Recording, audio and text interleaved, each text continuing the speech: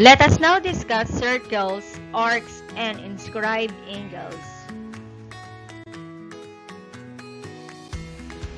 Our learning objectives are: derives inductively the relations among chords, arcs, central angles, and inscribed angles.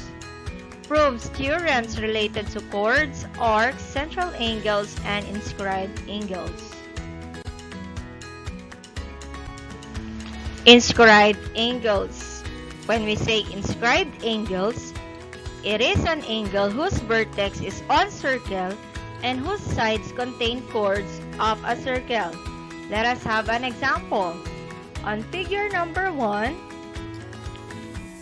the inscribed angle there is angle LAP or angle PAL. In figure number 2, the inscribed angle there is angle TOP or angle POT. And in figure number 3, the inscribed angle there is CGM or angle MGC. Theorems on inscribed angles.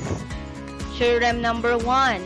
If an angle is inscribed in a circle, then the measure of the angle equals 1/2 the measure of its intercepted arc, or the measure of the intercepted arc is twice the measure of the inscribed angle. Let us have an example. So, there is a circle wherein meron kang nakitang inscribed angle ACT. Angle ACT. At meron siyang intercepted arc na AT. Sabi, what will be the measure of the angle times 2 para makuha mo ang measure ng intercepted arc. And what will be the measure of the intercepted arc divided by 2 or get 1/2 of that to get the measure of the angle. For example, angle ACT is 60 degrees. Kung ito ay 60 degrees, therefore, ang arc AT will be 120 degrees kasi times 2. So, this is 120 degrees. Baliktarin natin. Given ang 80 naman or yung arc 80. For example, arc 80 is 80 degrees. Kung 80 degrees to, get the half of it para makuha mo yung measure ng angle. And what is 1/2 of 80? That is 40 degrees. So, that's theorem number 1. Kung sa central angle, kung ano ang measure ng angle, that will be the measure of the arc. Dito, iba na. Kung ano yung measure ng angle times 2 para ma-measure ang or makuha ang measure ng arc. Kung arc naman ang given, divided by 2 para makuha ang measure ng angle. Theorem number 2. If two inscribed angles of a circle or congruent circles intercept congruent arcs or the same arc, then the angles are congruent. Let us have an example at circle T. So, meron tayong circle T. Ayan. Circle T. So, ilang inscribed angle ang nakikita nyo? Siyempre, yung iba ang sagot dyan, 2. Pero actually, there are 4 inscribed angle there. So, what are those? First, angle PIO.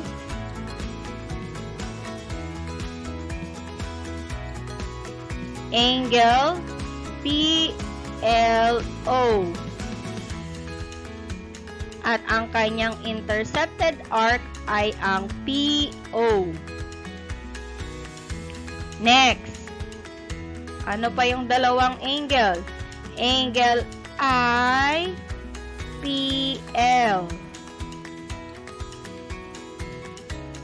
Angle IOL. At ang kanyang intercepted arc ay PIL. We can say that angle PIO and angle PLO have the same intercepted arc, which is PO. And angle IPL at ang angle IOL, iisa ang kanyang intercepted arc, which is IL. For example, the measure of arc PO is 80 degrees. So what will be the measure of angle PIO and PLO? Siyempre, di ba, dapat pareho kasi pareho sila ng intercepted arc. So, kung ang arc PO ay 80 degrees, we can now conclude that PIL, angle PIO, is congruent or equal to angle PLO, and that is 40 degrees. Kasi what is 1/2 of 80? That is 40 degrees. Next, yung IL naman. Kung ang arc IL natin ay 50 degrees, arc IL ay 50 degrees, then we can say that IPL, angle IPL, is also congruent to angle IOL. So, what is the measure of that? What is 1/2 of 50? Kung ito ay 50, ibig sabihin, ito ang measure niya ay 25 degrees. So, that is theorem number 2. Next figure. In figure number 2, mapapansin na there is an angle SIM, which is the intercepted arc is SM, arc SM. And then, angle PLE, ang intercepted arc niya ay PE. If arc SM is congruent to arc PE, therefore, we can now conclude that angle SIM is also congruent to angle PLE. So, for example, kung ang measure nitong dalawang tong angle SM at saka PE ay 20 degrees, or 20, then therefore, we can now conclude that angle SIM and PLE, pareho sila ng measure, which is 10 degrees pareho. Kasi what is 1/2 of 20? That is 10. So that's theorem number 2. Theorem number 3. If an inscribed angle of a circle intercepts a semicircle, then the angle is a right angle. So, kung mapapansin, merong dalawang semicircles. Sa circle O, dalawa yung semicircle. That is arc NSE and arc NTE.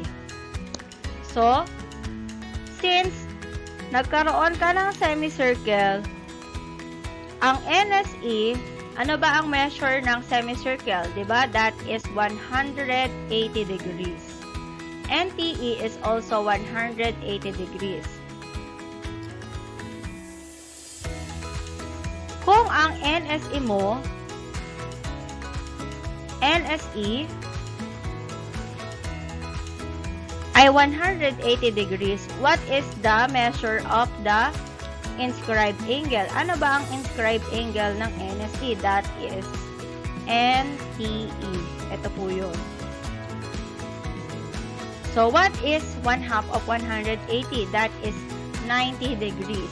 So, ibig sabihin, the measure of angle NTE is 90 degrees, or it is a right angle since nagkaroon ka ng semicircle. Yun. So, that is theorem number 3.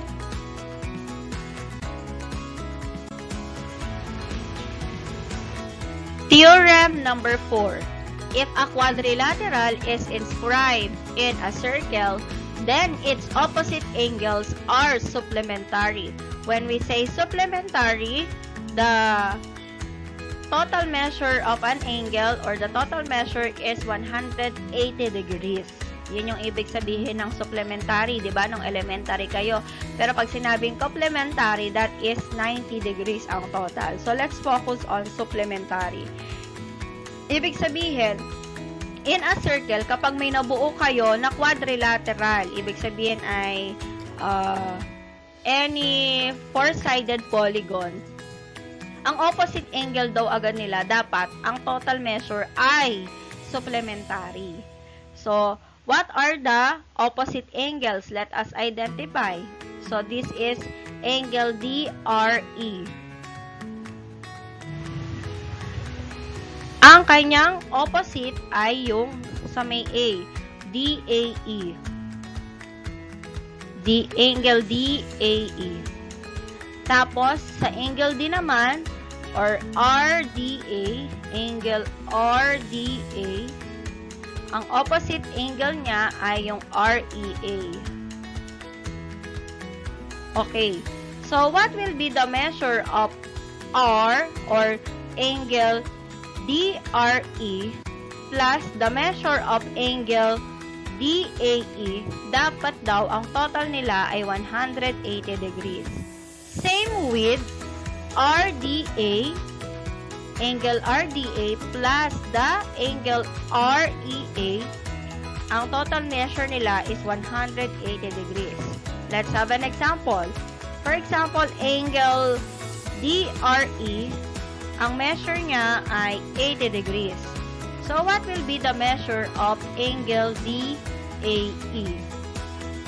Since alam mo na agad na dapat ang total nila ay 180, so you subtract 180 minus 80, the answer is 100.